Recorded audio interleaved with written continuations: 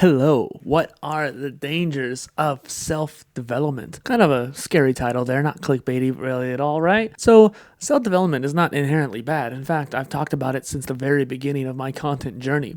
So just to even kind of put things in perspective, that was one of my first topics, even back on my original blog way back in 2013. So self-development has been a part of my overall existence, not just personally, but also just in my content world as well for most of my life now.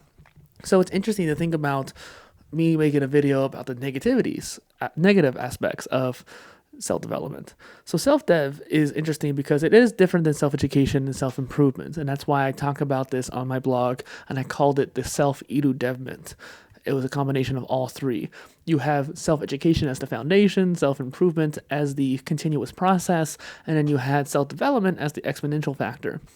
And on that original blog, and what I talk about nowadays too, if you look at my blog I have now, I talk about that, where self development for me is the four pillars philosophy. And just for a quick rundown, because many of you probably haven't seen those older videos and blog posts that I've made about it, it is the mind, body, spirit, and emotions. Those are the four major aspects of your life. And when you're doing self development, you're doing one of those four pillars, sometimes more than one at a time. And whenever you focus too much on one pillar, the other ones can suffer. But ironically, building up a pillar can build up the other pillars as well. There is a kind of a cross effect there. But if you let one pillar degrade, then it also pulls down the other pillars. So it's like chains between each pillar. And when you build one up stronger and stronger, it is going to pull the other ones up a little bit too. Like when you work out your body, you are going to improve your mind with that mind-body connection. But it does take a while to get to that point. And so that's one of the negatives of like over specialization of one of those pillars, for example.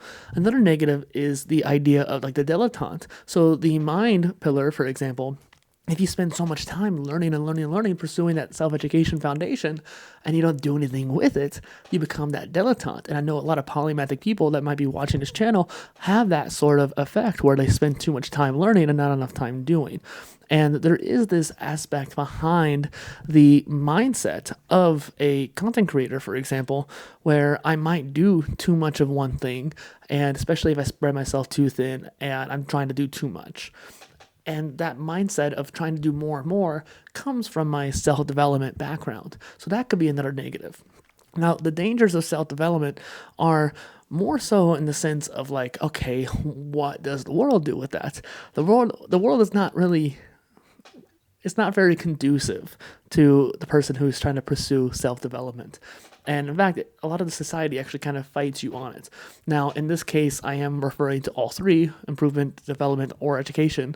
And so when you start pursuing that self-growth in general, then the society can kind of shun you on that. And I had to go against the grain for my own self-education because I was not learning in school. I was not being an academic. I was always a scholar. I was always wanting to learn and voraciously read when I was interested. But if I wasn't interested, I was not pursuing it. And so I had a really hard time in society because of that personal self-education and self-development. And so I think there's a lot of other people who are like me, and I wanted to make sure I acknowledge that. So this particular video, the idea of it, spawned ages ago. I probably, when ChatGPT first came out, or no, actually it was before that.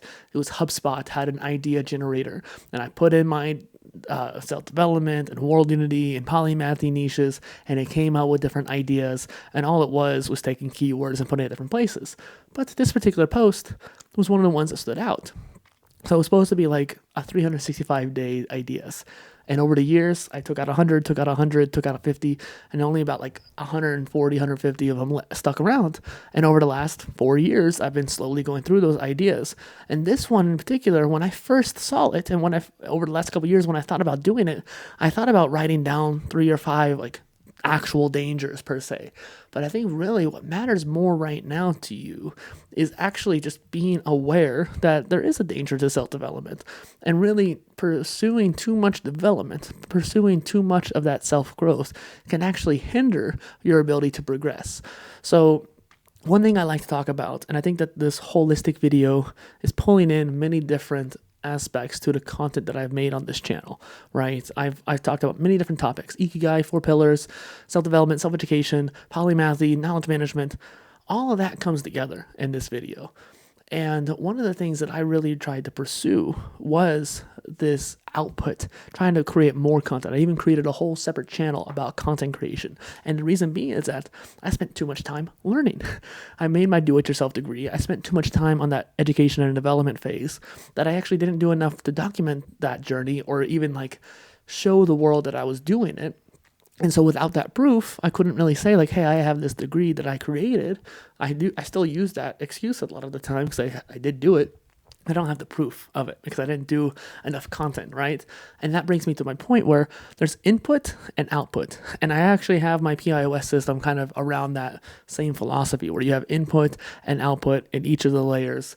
You have the review, you have the preview and the review, and allowing yourself to understand that your cycles as a person, as an individual, let alone as a creator or someone who is creative, is that you're going to have cycles. You're going to be more creative some weeks and you're going to be more voraciously learning in some weeks.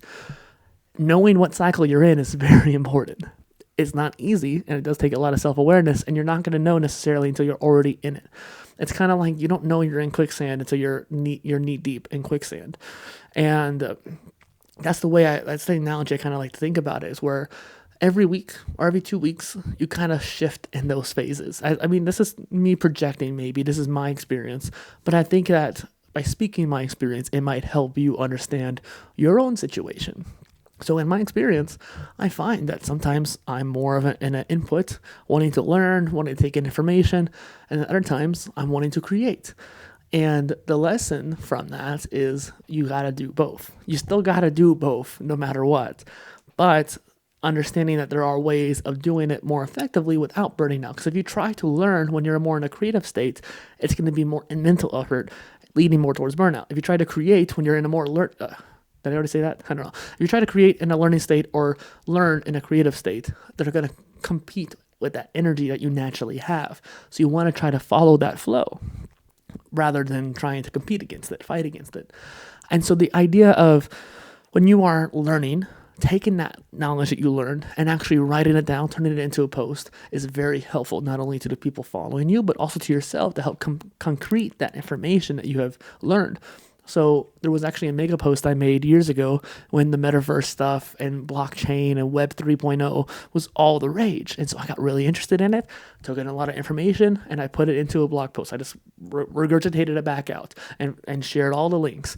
And every year I tend to do a post like that where I had all these different links that I put together, and I wanted to make a really awesome post talking about it.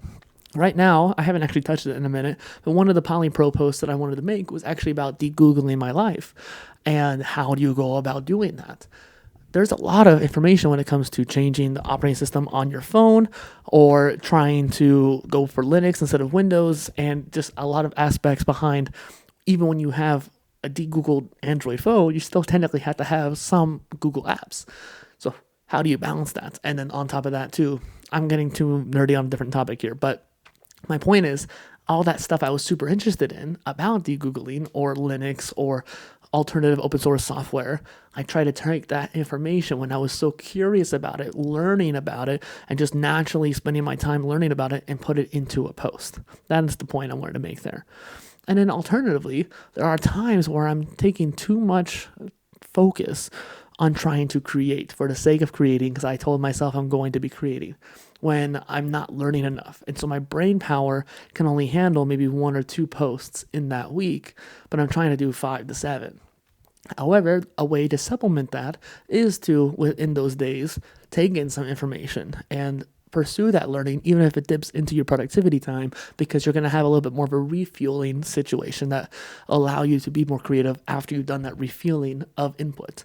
So the dangers of self-development, kind of bringing it back around, are a matter of sometimes you do want to learn, sometimes you do want to create, and being able to understand that whenever you are trying to pursue development, you might need to figure out what phase you are in, and are you actually spending time learning or actually applying that information that you have learned? And so don't waste all that development time that you have done and not do anything with it.